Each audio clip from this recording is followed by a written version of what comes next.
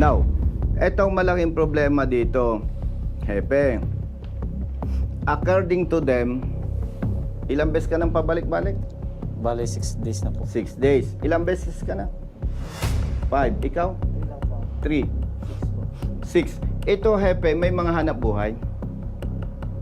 At malaking damage sa kanila na yung motorsiklo nila, 20 days naka-impound. And ito, without bias, may ebidensya naman kami. I do not know kung staff mo or tao mo or somebody from the LGU nine-negotiate. Magkano daw ay babayad? 2K po. 2K. Bawat isa.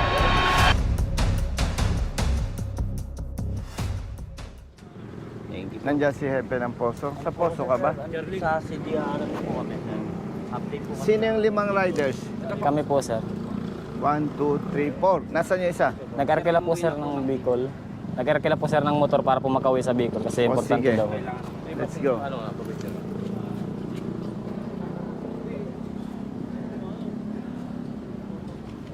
Let's go, let's go.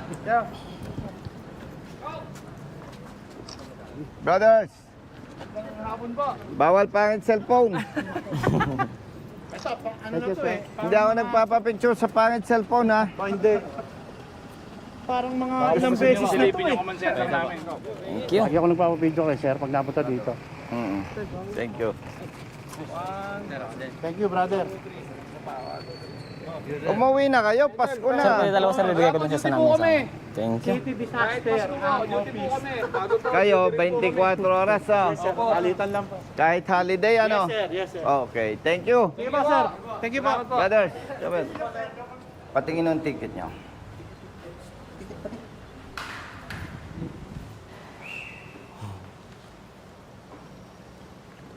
Isa lang. 5 kayo. Opo. Ano itong nakasulat na 1,500? Yun na po yung babayaran dapat namin. Sir, Ang kwento ninyo, nagiinuman kayo doon sa lugar. Opo. Tama? Opo, aminado po kami dun sa Aminado kayo. ginagawa namin. Nadatnan kayo ng enforcers, hinuli kayo. Opo, pinuntahan po kami, diretso na po, hiningihan kami ng ORCR, then license. Then Tapos ticket na po sinabi, agad. reckless driving, driving under the influence of liquor. Ano pa? Dito po, sir, naglagay po sila dito, sir, ng overspeeding. Overspeeding. Ay, nagiinuman kayo, di ba? Opo. Ba, Nakaparking po yung mga motor namin sa taas ng nako. gato.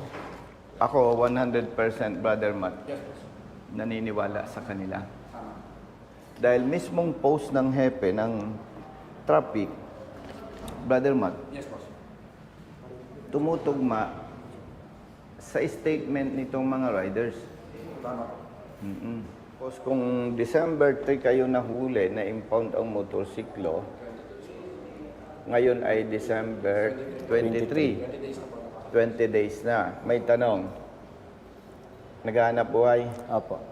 Saan? Sa Rayonan Electric Philippines So, Corporation. 20 days ka nang naperwisyo, wala kang motor. Opo. Ikaw, nagtatrabaho? Ha? O di, naperwisyo ka.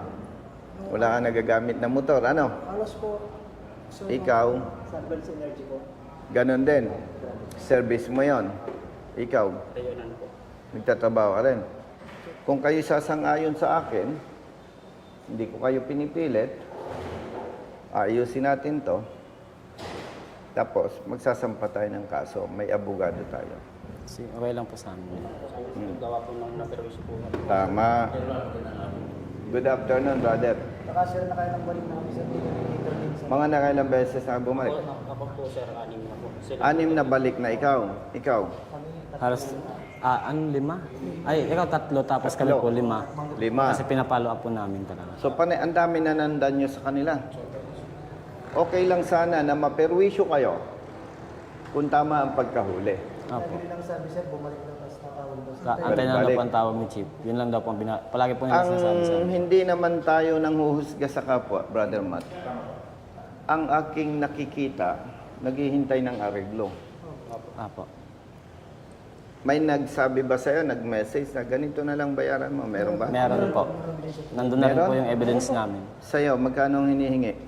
lahat po kami tag-2K. Tigto 2,000. Isang, Tapos, isang okay number na. lang po ang kinontak nila, tapos magsabi na lang daw po. Saan ko nung nag... Sa kanya po unang tumawag po. Sandito Tapos pa nga po, nag-text po. May tawag pa. Una po tumawag. Na-record mo. Hindi po kasi di naman po alam niya na yun Ito, po. may number siya. Yan. Ay, tama yan. Very good. Tapos ito po sir nakapangalan, taga Taga munisipyo daw po siya. Pero nung tinanong po namin sir, hindi po kilala. Hindi, pwedeng yan ay asset nung Oso. nandito sa enforcement unit. Kasi kung hindi sila kasali dyan sa anomalya na yan, di dapat nirelease na yung motor ninyo. At sinasabing may mumultang 1.5, ipagpalagay kung naniniwala silang tama, brother Matt, yung kanilang ginagawa. Dapat hindi na inabot ng 23 days, 20 days. Oo nga po. Yun po ang binabalik Dapat po namin. binayaran na yung multa, na-release na. Opo. At hindi naman namin kayo tutulungan kung tama ang kanilang ginagawa laban sa inyo. Yung isa nga po namin sir, kasama ng... Nag-arkila na po ng motor Magkano? pa Macau. Kasama po yung 11,500. down payment. Huwi lang po ng... Makauwi lang po. Kung hindi ko gawa po ng kailangan. Kailangan yan, may resibo siya, sabihin Meron mo. naman po. Magdidemanda tayo kasi. Kasi pag pinayagan natin ang mali, mauulit-ulit, kawaawa ang biktima. Malinaw yon ha?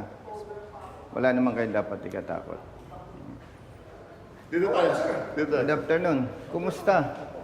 Good afternoon po. Ito, sasamahan ko lang. Upo muna. Opo kayo, riders. Unahin mo muna si ano? Si boss. Thank you, brother. Yes, sir. Yes, sir. Maganda nandito si Kap. Sa ano, nakita tayo sa Manong. Oy, si. Nagko-picture ako sa Parang mas bata ka pa sa akin. Mas natatandaan mo eh. No? Siguro mga 1 month ago na. Hintayin lang natin si Hepe. Kaya po namin nire-record, binibideo, Apo. para aware yung law enforcement natin, personnel, and the motorists. Ano ba yung mali? Ano ba yung tama? Tama po. Para unti-unti yung maling ginagawa ng Nagkaalaman enforcement, may tama. Kawawa naman yung katulad nila. Chief, good afternoon. Good afternoon. Sensya ka na, 23 December ngayon. Okay lang. Half day, pero dahil si Kap ay pumunta sa'yo, Oo. blessing sa inyo. Brother, ito public service, public awareness, advocacy. Umpisahan ko na, Chief. Okay. Actually, 5 ito eh. Opo. Yung isa, umuwi ng Bicol, nagrenta ng motorsiklo, magkano? 11,500 po. 11.5. Point by point tayo para mas malinaw. Nire-respeto natin ang POSO, Enforcement Unit ng Binyan. And as advocates, kami, hindi namin pinapatulan yung sumbong na baseless at talagang may paglabag. Ang aligasyon nila, nag-iinuman sila dito sa isang parte ng Binyan, which is may nabanggit na Timbaw. Opo. Okay. Ang sabi nila, nag-iinuman sila doon. Dumating ang enforcers mo. Hinuli sila. At sila ay tinikitan, reckless driving, driving under the influence of liquor, overspeeding, may others pa. Naka-public naman, Hepe, yung iyong post. Basahin ko, Hepe, yung post mo. Timbog ang 5 katao sa ginagawang racing ground ang bahagi ng Timbaw Road malapit sa Calax. Naabutan pa ang kanilang inuman session sa lugar at hinihintay mawala ang mga dumaraan bago magpaharurot at mag-exhibition. So base dito, totoo ang kanilang sumbong. Nagiinuman sila. Questionable, Hepe, ang charge ng enforcer mo. How come na ma-charge sila ng reckless driving? Hindi sila nagmamaneho that time na mahuli. So walang reckless driving. Pangalawa, wala hepeng driving under the influence of liquor. Yung overspeeding, wala. Kasi, yung sinasabi nilang nagiinuman at yung post mo, eksakto, 100% tugma. Now, etong malaking problema dito, Hepe, according to them, ilang beses ka nang pabalik-balik? Bali, 6 days na po. 6 days. Ilang beses ka na? 5 po. 5. Ikaw? 3 lang po. 3. 6 po. 6. Ito, Hepe, may mga hanap buhay. At malaking damage sa kanila na yung motorsiklo nila, 20 days naka-impound. And ito, without bias, may ebidensya naman kami. I do not know kung staff mo or tao mo or somebody from the LGU nine-negotiate. Magkano daw ay babayad? 2K po. 2K. Bawat isa. Walang negotiation. Siyempre, bawal yun. Brother, may ebidensya kami. Hindi tayo pwedeng magsalita Correct. ng para lang makapanira. And pag pinagbangga-bangga mo, Hepe, yung insidente, talagang may masamang motibo. Bakit? Ipagpalagay, Hepe, tama ang apprehension ng tao mo. Di dapat unang balik pa lang nila o magbayad ka, 1.5. So, we are here with respect sa iyo. Siguro magkakaintindihan tayo na yung alegasyon nila at yung post mo, totoo, na walang reckless driving, walang driving under the influence, walang overspeeding, walang other violation. Dahil nung nahuli sila, nagiinuman. Sa pagpapatupad ng batas, hindi pwede tayong mag-assume, hindi pwedeng mag-speculate. Halip sa ngalan ng public service at ng tamang pagpapatupad ng batas, dapat i-release itong motorsiklo nila. Colonel, unang-una, ganito yan. Unang-una, yung allegation kasi nila, kasi pare-pareho tayong wala doon sa situation, di ba? Yung tama naman yung sa'yo na dapat kapag meron tayong dapat patunayan sa ngalan ng paglalahad ng tamang ebidensya, dapat yan ay merong mga footage, merong patunay para sa pagbalanse natin. Kasi yung pinagmulan yan, Colonel, para lang sa clarification, talagang may tips there. Naiintindihan ko dahil dati akong pulis. Pwedeng sabihin natin na totoong sila drug racers. Correct. Pero yung narrative nila at narrative mo hindi papasa ito. Are you saying na chismis lang yung post mo? Kasi pag sinabi mo, Hepe, na, ay sir, sorry, we have to conduct investigation. Kasi sabi ng mga bata ko, nakasampa sila sa motorsiklo, tumatakbo ng mahuli. Kailangan magpakalalaki ka, Hepe, bawiin mo ito. Yung pagdating kasi sa narrative ng story, gaya ng sinabi ko sa iyo, nakita nyo naman, plain ang aking post. Ang post ko ay hindi pwedeng pasinungalingan kasi nasa gobyerno tayo eh. Ang ibig ko sabihin dyan, Colonel, ganito kasi yun, may tip, kaya nagkanda. Ang pagkakamali dyan ng tao, kung meron talagang pagkakamali, unang-una, na-quote by in the act. Yun yung karugtong na sasabihin ko. Karugtong, kasi may tip eh. Yung sinasabi nila, tugman-tugma sa Tama. statement mo eh. Tama. Oh.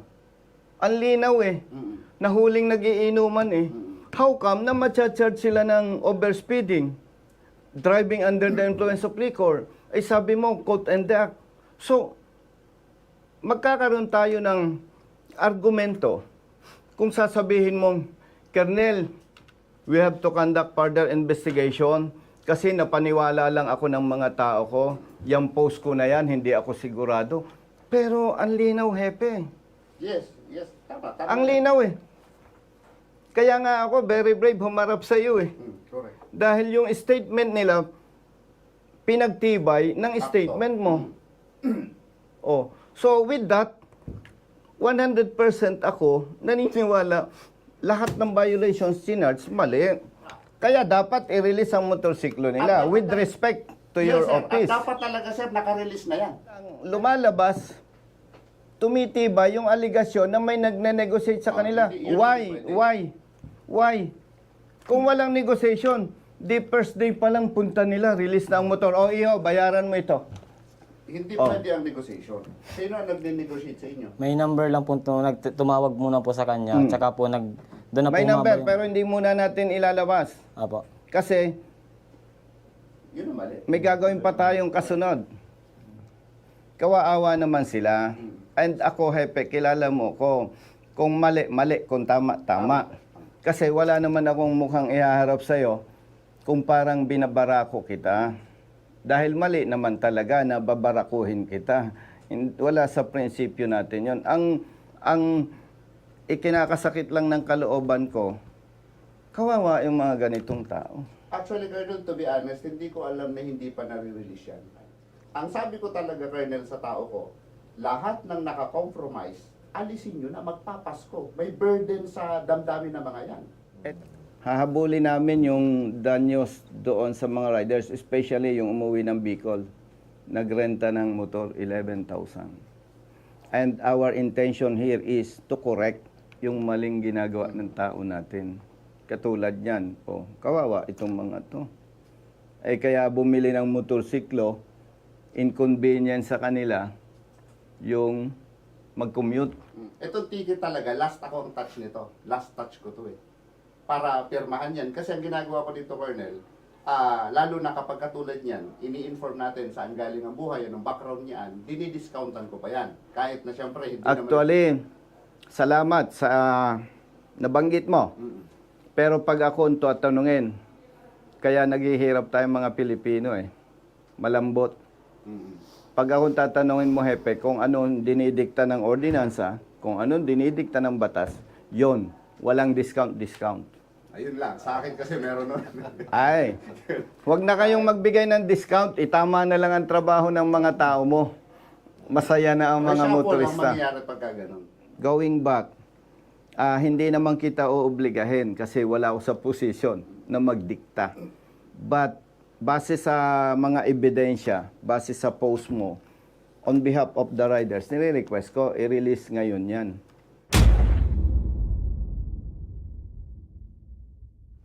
Ito na yun. Wala. Wala na, inano ko na talaga lahat yung... Wala na. Tinawagan ko na rin po yung nasa impounding. Sige, sige. Nakatimbre na daw. Thank you. Sige. So, ayan, ang Colonel. Paul Namoro.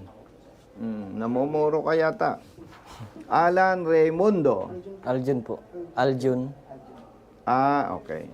Raimundo. Judel. Palaminate nyo na. Peter Dimesa. Saan, sir? Itong kay Edgar, Yun yung sa wala. sinong kukuha? Siya na lang. Sige. Pasalamat kay Hepe. Maraming salamat po, Chief. Supposedly, wala ka na dito sa office. Pero nandito ka. Pero Brother Matt, naniwala ka na sa akin. Meron akong special gift from God na alam ko yung positive na lakad at magne-negative. Imagine, half day na sila pero di ba? Updates. Babiyahe pa sila ng Bicol. Inihintay yung motorsiklo Pero nila. taga saan kayo? Mga Taga Bicol saan po kami kayo? lahat. Nung nandun kayo, hindi kayo mga taga Timbaw. Hindi po. Taga Loma po kami. Nagbo-board lang po kasi kami dyan para pumalapit sa company. Opening salvo namin sa January 2026. Magsasampa kami ng kaso. Mabait ako, Hepe, pero pagdating sa batas, gusto ko mabagsik tayo. Para masupil, magbago. So, maganda, makaalis agad tayo. Para Apo. Baka makabiyahe po mamaya madaling araw. Hepe, samahan ko na sila sa impounding. Picture ko lang po kayo nasama-sama po. Okay, sige, with Hepe. Smile po, 1, 2, 3. Next one. Okay po, next po. Okay, 1, 2, 3. Sige po. Last one po sa akin. May request ako kay Hepe at kay Kapitan, ganito. Okay po. Hindi ito Okay. politika, Opo. Hepe.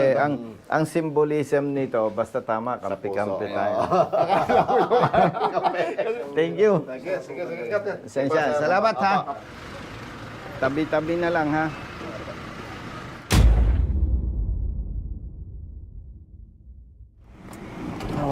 May Baba kayo.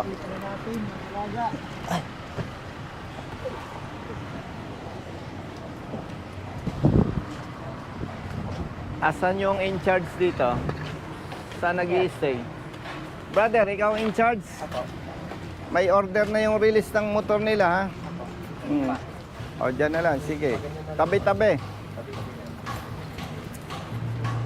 Brother, balita. Ito po yung tumawag po sa inyo. Anong problema mo? Ang sa akin naman po, nakarehistro po yung motor ko, may lisensya din po ako, kompleto po. Tapos, ang ginawa po, ang violation ko po yung sa power pipe po.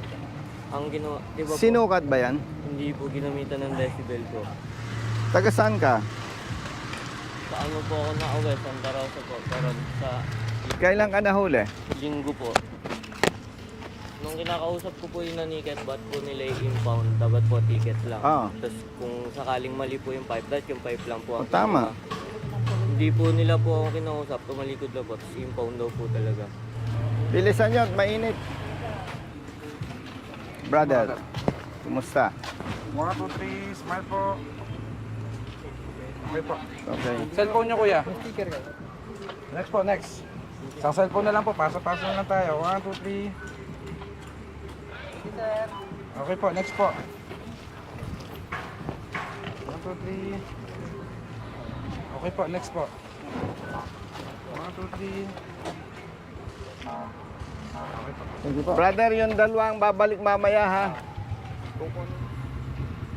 Okay, thank you. Isa pa, baka mawala. Isa kasi akong cellphone kaya bumalik. Isa pa.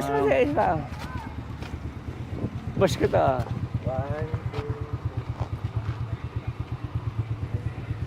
Sir, Thank you.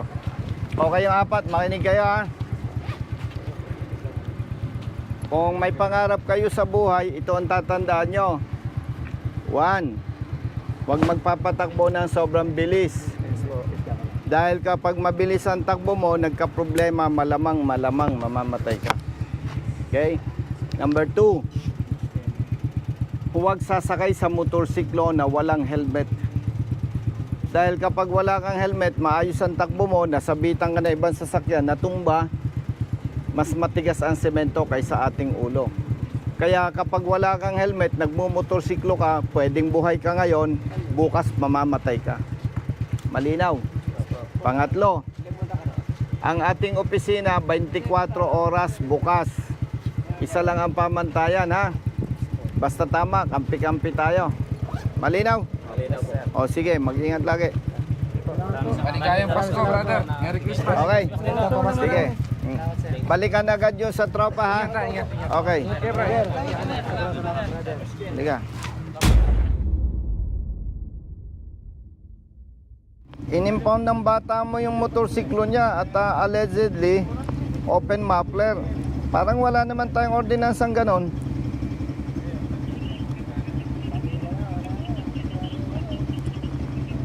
At saka hindi sinukat ang muffler nito eh, basta in-impound lang.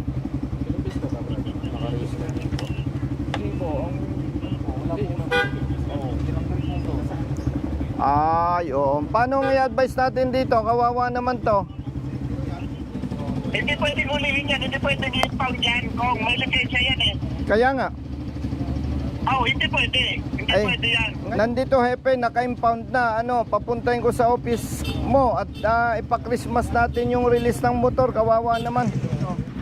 Magbibigay ako ng instruction sa kay admin ko. Papatawagin ko dyan sa impounding. Okay, itong rider mag-stay lang dito sa impounding. Tama ba? Yes kong. Antayin lang ang tawag ni admin. Okay, hepe, maraming salamat. Okay kong. Okay, bye-bye. Kausap ko si hepe. Mali ang ginawa ng huli dito. Sinasabing loud pipe, hindi naman sinukat ang muffler. Pangalawa, brother, walang ordinansa na nag-uutos kapag may problema sa muffler, impound. May lisensya naman siya. Ngayon, kausap ko na si hepe. Tatawag si admin, magbibigay ng order sa inyo na i-release ang kanyang motorsiklo. Kaya bale, hihintayin nyo lang yung advice ni admin. Sige po. Okay? Brother, may number kayo ni Brother Matt. Malaman ko ang resulta bago mag alas 5. Malinaw? Mayroon akong verbal request sa inyo, ha. Pag may utos si admin, i-release ang motorsiklo, kailangan nakasapatos ang magmamaneho. Tapos may helmet sila pareho. Okay? Yung bang muffler nila saan napunta? Confiscated na po sa office. Nasa office. Oh brother, mali yung ginawa sa inyo. Hindi sinukat ang sound level ng motorsiklo. Okay? Kaya malinaw, mali ang pagkahuli sa inyo. Ikalawa, in-impound ang motorsiklo. Kaya after Christmas, pupunta kayo sa opisina ng Hepe ng Poso Binyan, i-claim natin yung muffler. Bakit? Kasi mali ang huli. Malinaw? Okay? So, kumuha ka ng, kung ikaw magmamaneo, may lisensya ka. Magsapatos ka, kumuha kayo ng 2 helmet. Meron po. May verbal request ako sa 2. Hindi ko kasi pwedeng utusan dahil hindi ko naman sila tao. Kailangan marirelease ang motorsiklo nyo, may helmet kayo, at bilang ikaw ang magmamaneo, nakasapatos. Okay? O sige. Brother, hintayin nyo lang tawag ni Hepe ha. Salamat. Okay. Okay, okay. Andun pala. O, ingat ha. Brother, thank you ha.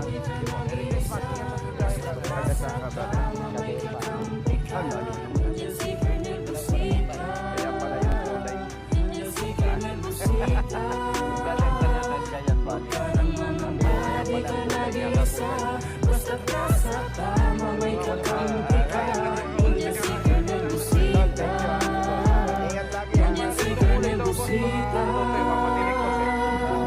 Bilat sa init, minsa'y basa din ng ulan.